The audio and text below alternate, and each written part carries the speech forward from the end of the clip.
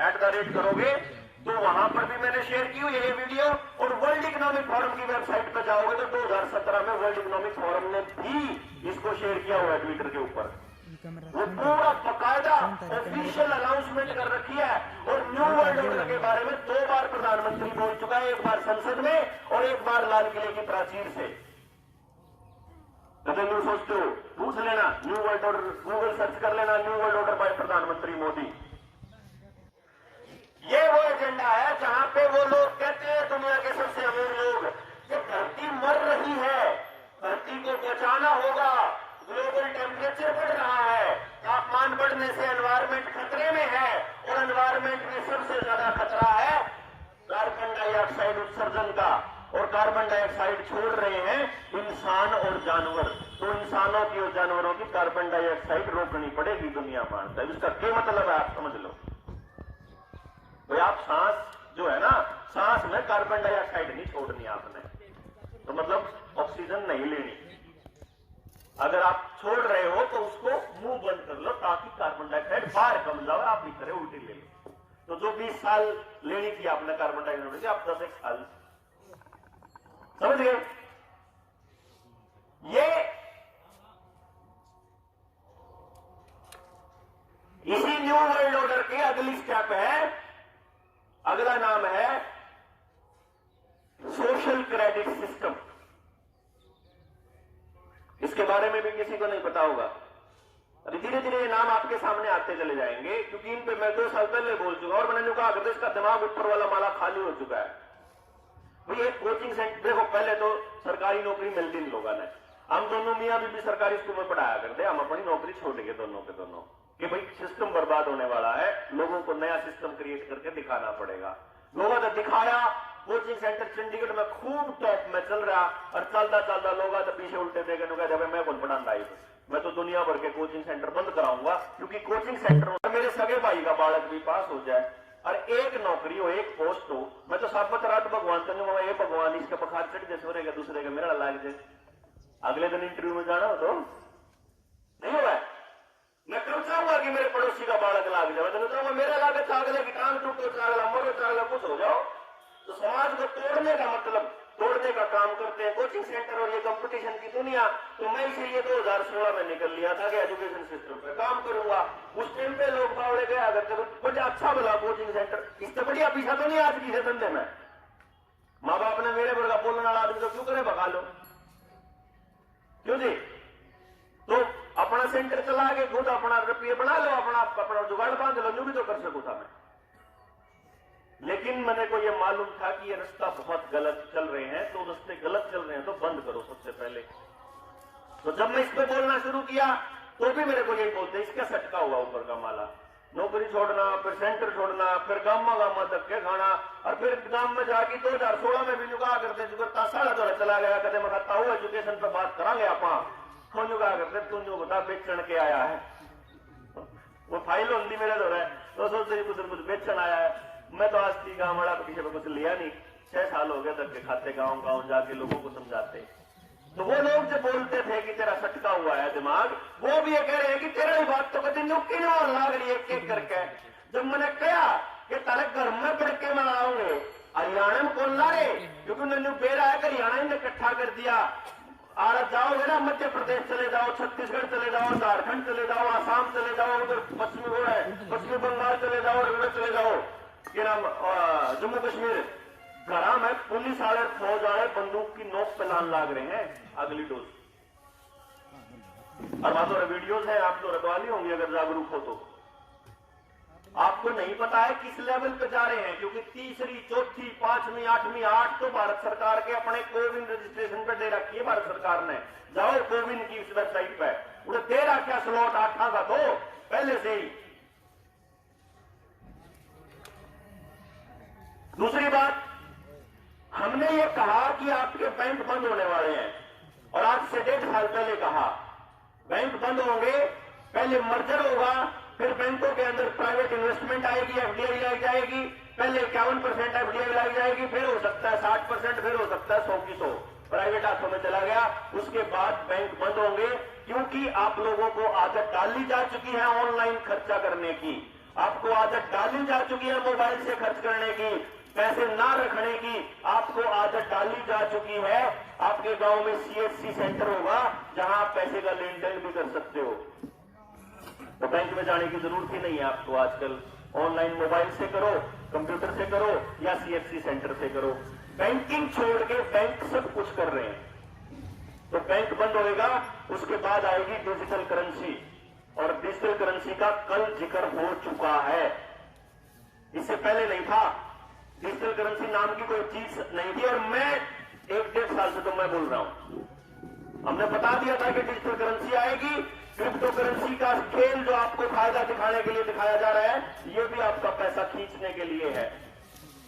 ये भी एक दिन बैठेगा जैसे शेयर मार्केट बैठता है, और आपका पैसा ध्वस्त और वो मालिक आपके पैसे के। ये पैसा खींचने का एक तरीका है। और डिजिटल करेंसी आने के बाद आएगा सोशल क्रेडिट सिस्टम, जो मैंने उस छोरे से पूछा था, शुरू में पूछा था कि तेरे गेम कैसे होते हैं, ये काम करोगे तो ये मिलेगा, ये काम करोगे तो टोकन मिलेगा, ये काम करोगे तो शाम को राशन मिलेगा। This is social credit system.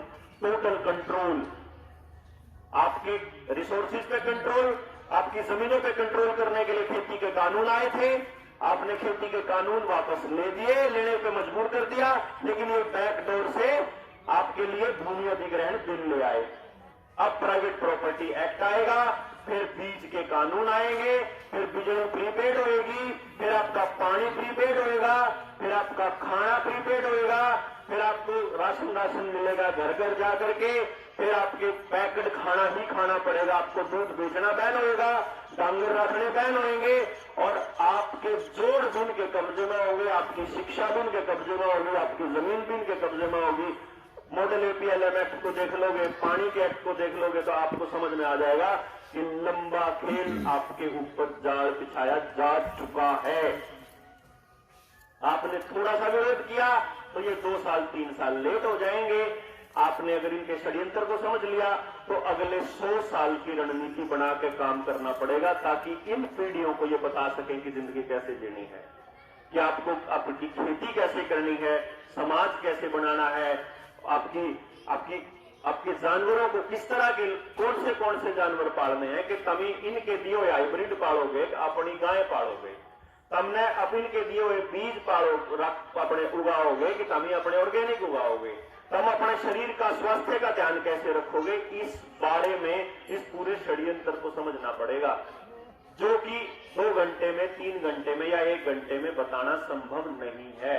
इसीलिए मोटी मोटी चीजें बताई हैं मैंने आपको, कि आप ये जो मैंने शब्दों का आपको बताया है, इन शब्दों को आप YouTube के ऊपर, Google के ऊपर सर्च करो, इनका लिंक समझो इस बीमारी के साथ, इस सोशल क्रेडिट सिस्टम के साथ, और आने वाले टाइम की गुलामी के दौर के साथ। अगर आपको पता लग जाए तो मुझे पूरा यकीन है कि आपको हमारी तरह नींद नहीं आएगी।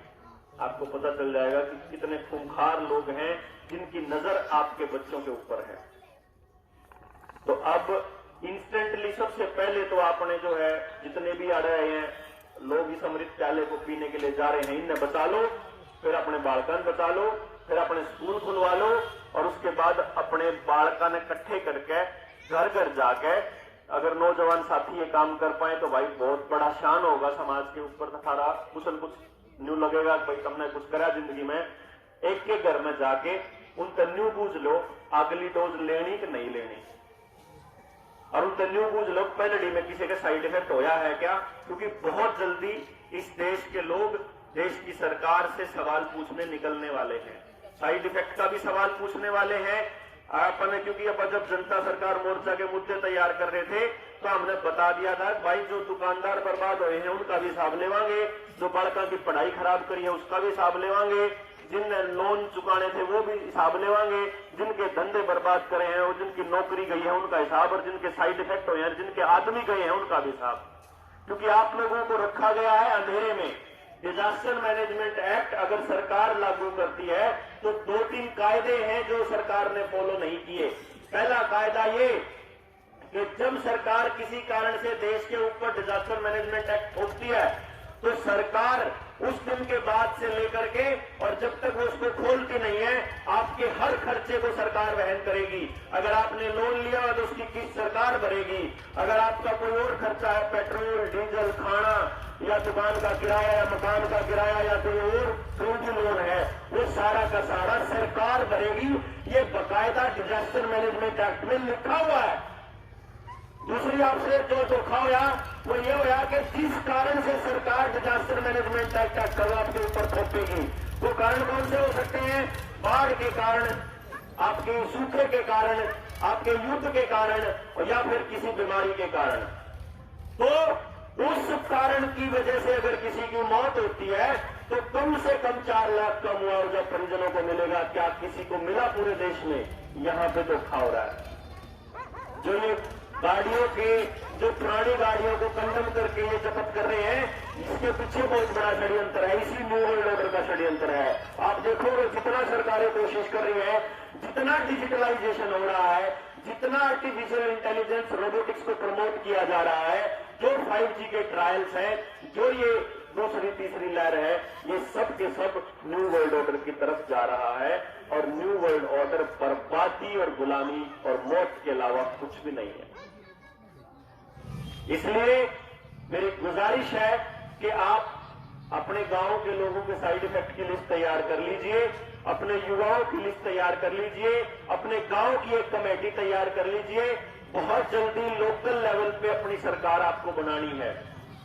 सरकार आपके सरपंच नहीं चुनेगी, सरकार आपके सरपंच के इलेक्शन होने ही नहीं देगी। और ऐसे पूरे चांसेस हैं कि यूपी के अंदर सरकार योगी को मुख्यमंत्री नहीं बनने देगी, मोदी जी मुख्यमंत्री नहीं बनने देंगे। उनको केवल उतनी सीट चाहिए एमएलए की सीट के लिए कि उनको संसद में, राज्यसभा में पूर्ण बहुमत मिल जाए।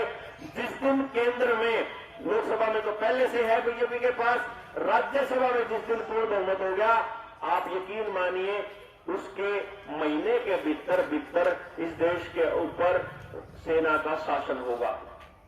उसकी तैयारी आपको करनी है आज से। ये ध्यान रखिए, अगले चुनाव नहीं होने वाले हैं। अगर पहले से लड़ने की तैयारी कर ली तो बच सका, नहीं तो परमानेंट गुलामी। यहीं अगर टैंक करा के खड़ा हो जाए, यहीं अगर फौज आ जाए और आपको कश्मीर की तरह कर्फ्यू लगा दिया जाए और आदेश दे दिया जाए कि घर से निकलते ही गोली मार दो, वो हालत आने वाली है। क्योंकि हम लोगों को उपद्रवियों का नाम दिया जाएगा, हम लोगों को बताया जाएगा कि ये लोग हैं इस बीमारी को फैलाने वाले। ध्यान रखना, आप आने वाले टाइम में हम लोगों का जाना तय है। जो ये दिखे है ना रोज फोटो में, जिनकी वीडियो देखो, याद करा करोगे, ये बता के तेरे मानस हमारे को समझ में आई। और फिर देर हो चुकी, क्योंकि रियल बता रहा हूं मैं आपको। क्योंकि जिन लोगों के खिलाफ हम लोग बोल रहे हैं ना, जो रॉकफेलर फैमिली, रोथस्child फैमिली, ये वो फैमिली है जिन्होंने अमेरिका का राष्ट्रपति जॉन एफ कैनेडी राष्ट्रपति होते हुए गोली मार दी थी। भारत का प्रधानमंत्री जब देश को बचाने के लिए आगे आया, लाल बहादुर शास्त्री, उसकी मौत का आज तक पता नहीं चला। इस देश को जगाने के लिए राजीव दीक्षित भाई जब निकला तो आज तक राजीव दीक्षित भाई का कैसे मरे वो नहीं पता चला। और हमारा नंबर भी बहुत जल्दी आने वाला है। कौन सी पार्टी? कोई पार्टी नहीं है। जनता सरकार मोर्चा है जी। ऐसा है जी, लेट आए हो और बात आपने सुनी नहीं, आपने बेरा नहीं, हम के बात कर रहे नहीं। टाइम तो कोई बात नहीं, फिर कुर्सी दे दे, आपका टाइम नहीं चाहिए। इन्ना तो इतना बेरा भी कोई आवा जो वोट मांगना हुआ, वोट क्या खातर आया और कोई इतनी या सोच है अब तक है। मेरे तो सारे अच्छे। देखो ऐसा है, ये बात करते है ना, मोदी अच्छा कोई मोदी अच्छा है, एक ऊपर बता दो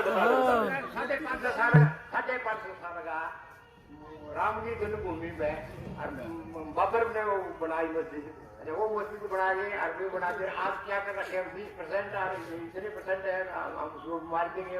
वैसे आड़ा भाई भी बताइए। और सुनिए जो आदित्य समय बर्बाद न कर रही। पूछने दे भाई, पूछने दे। देखो भाई, बहुत बढ़िया है। आपके बच्चों को ये जो धर्म की अफीम दी जा रही है ना, इसका बड़ा असर होने वाला है। बहुत जल्दी आपको पता चल जाएगा और बहुत ही जल्दी आपको पता चलेगा, क्योंकि मोदी नहीं होगा और काल में आप लोग मेरे जैसे आदमी में भरोसा कर लोगे कि जो आदमी हमने बचाने खातर जागृत करना आया था, तो इस आदमी ने भी संसद में बचाओ और इसने भी विधानसभा में बचाओ। तो आप यकीन मानिए, अगर आपने ये काम अपने गांव की ताकत को पहचाने बिना कर दिया, तो मेरे जैसा आदमी भी उन्हीं के जैसा हो जाएगा, फिर से बिक जाएगा। ये तय है। इसलिए सबसे ज्यादा जरूरी है आपके गांव के युवाओं को इस बात को समझाना कि वो ताकतें आपके देश को और आपके समाज को कैसे योजनाबद्ध तरीके से बर्बाद करती हैं। ये समझाना कि पॉलिटिकल नेक्सस कैसे आपके ताने बाने को तोड़ता है। ये समझाना कि कॉर्पोरेट्स का नेक्सस कैसे काम करता है। ये समझाना कि गांव को अपनी ताकत कैसे सहेज के रखनी है। ये समझाना कि आने वाले वक्त में किसी को भी नेता बनाने की बजाय सारी ताकत को गांव के पास रखो। चाहे फिर किसी भी पार्टी का एमएलए एमपी बनाओ, आपको उनसे काम लेना आना चाहिए। ये समझाए बिना अगर आपने किसी को नेता बना दिया तो नाश तय है। इसलिए अपनी लड़ाई ये नहीं है कि आप किसको वोट देते हो या किसको नहीं वोट देते हो। अपनी लड़ाई केवल एक है कि वोट देने से पहले आप क्या प्रक्रिया अपनाते हो। आप उसको कंबल देख के वोट देते हो, नोट देख के वोट देते हो, पार्टी देख के वोट देते हो, चेहरा देख के वोट देते हो, मुद्दा देख के वोट देते हो। मुद्दे आप क्रिएट करते हो कि वो अपना बनाता है। जो ताऊकार राम मंदिर का मुद्दा उन्हें बना दिया, 1992 से लेकर आए। फिर समझाऊं छोटा सा, देर नहीं है। आपने लेट तो नहीं हो रहे आप लोग? कोई लेट को नहीं, कोई लेट को नहीं ना। तो समझो कहानी क्यों यार, आप पूरा पॉइंट समझो। 1985 में आज्ञा समझा थोड़ी घनी। 1985 में रामायण पहली बार आई रामानंद सागर ने। हाँ बिल्कुल सही। रामानंद सागर ने रामायण लिखी, मतलब उसका डायरेक्टर बन गया। और आपने ये नहीं पता लगा कि आरएसएस ने उसको फंड किया था। आपको ये भी नहीं पता आज तक कि आरएसएस की फंडिंग के बाद रामायण आई। 1985 से पहले मैंने कोई भी माँ बाप, कोई भी गांव का आदमी कदे भी राम का नाम लिए बिना करते उठता नहीं देखा। ले भाई राम का नाम, राम राम भाई, राम फल, राम राम भाई, राम दिए, राम राम भाई फलाने, राम में राम होया करते, राम फल, राम दिया, राम बतेरी, फिर नहीं कहते सारे राम। 1985 में राम राम होया करती, पर्दा ने भी हाथ ला कर लुगा करते, ले भाई राम का नाम। क्यों जी, जो तो नहीं बोल रहा। 85 में आई रामायण। हम छोटे छोटे बालक होया करते, छोटे होया करते। और उस टाइम पे मेरे याद है कुंडी पे चढ़ के और बुग्गी पे चढ़ के छोटे छोटे हुए तूत की टेढ़ी टेढ़ी हुए लेकर डंडी, उनकी तलवार समझ के अपने ही पड़ोसी का न्यू मारा करते, जय श्री राम। याद है? अपने टाइम के अंदर ध्यान मार रखी है, जय श्री राम कह के नहीं। अपने तीरा के आगे में बोतल लिफाफे जला के और वहां के उनका गिंडू सी बना के बांध के और उसमें सूर तान की किकर की अरे नू करके ओ जय श्री राम नू मारा कर तेरा पामण करते। वो जो आदमी कहता कि गेम दे रखी वो बंदूक वो मारती, उस टाइम पे सिखाया था कि जय श्री राम नारे का मतलब था केवल मारना, केवल युद्ध, केवल दुश्मन के ऊपर अटैक ना हो। तो बताओ भाईचारे में किसी ने जय श्री राम का नारा लाया तो केवल युद्ध के टाइम पे लाया। हर हर महादेव का नारा भी और जय श्री राम का भी। क्यों जी? महादेव को याद करने के लिए ओम नमः शिवाय था और राम ने याद करने खातर राम राम था। लेकिन राम का मतलब था वो सर्वशक्तिमान, उसको कोई शक्ल नहीं दी थी। पहली बार शक्ल मिली थी अपने को रामायण के माध्यम से, पहली बार शक्ल मिली थी ना। वो अरुण गोविंद जो उस टाइम मर रहा था राम, उसने असली राम समझ ला तो उसका पायम पड़ जा रहे लोग। उसके बाद जैसे ही 87 में रामायण खत्म हुई, उसके बाद महाभारत चालू हुई। फिर कृष्ण दिया 89 में महाभारत खत्म हुई, 89 तक चाली महाभारत। और 90 में लाल कृष्ण आडवाणी अपना रथ लेकर चला। याद है? मतलब 4 साल लोगों के बीच में पहले वो मुद्दा बनाया, उस राम को शक्ल दी और फिर अगला आदमी रथ जोड़कर चला। और फिर 92 में बाबरी मस्जिद ध्वस्त हुई और उस दिन से लेकर इतने राम मंदिर का खान लाग रहे हैं। समझे कितनी लंबा षड्यंत्र होता है। जो आज आपको कैंसर, डायबिटीज और ब्लड प्रेशर, शुगर हो रहा है ना, उसकी जड़ 1970 में हरित क्रांति में डाली थी लोगों ने। समझो भाई को, हरित क्रांति के दौर से चले बीज जो आपको दिए जा रहे हैं, ये आपको बीमार कर रहे हैं। जो आज आपको IVF से नई संतान जन्मनी पड़ रही है ना, ये उस टाइम के दौर की कहानी है। उसके बाद जो चाहे आपकी जमीनें खत्म करने का खेल हो, चाहे आपके टांगर खत्म करने का खेल हो, चाहे आपके समाज खत्म करने का खेल हो, चाहे धर्म की अफीम हो, ये लंबे षड्यंत्र चलते हैं आपकी समाज के साथ। धीरे धीरे धीरे धीरे आपकी नसों में नफरत घोलती जाती है। जिस तरह आज गामा में नफरत कैसे हो रही है, बोला हमने उस टुकाड़ में जाया करते, पछले सरपंच के इलेक्शन में वो हमारे खिलाफ खड़े थे। समाज इसलिए टूटा पड़ा है। 2 धड़े मुंह बना रखे हर गांव में, 2-2, 3-3 धड़े। ये इनेलो वाले, ये कांग्रेस वाले, ये भाजपा वाले, ये भजनलाल के, ये पंसीलाल के, ये गोपर पत के, पता नहीं किस कर रखे हैं। और आदमी जब इलेक्शन आवे हैं, गले में पटका सा डाल के ऐसा लगे तो शहर में टॉमी को घुमाने के लिए निकलते हैं, ऐसा लगे ये सारे उनके टॉमी हैं। यह चीज समझनी पड़ेगी कि आप लोगों को किस तरह से अंधा किया जाता है कि आप वो चीज देख ही नहीं पाते जो वो सरेआम कहते हैं, और आपके सामने हो रहा होता है और आपको पता ही नहीं चलता।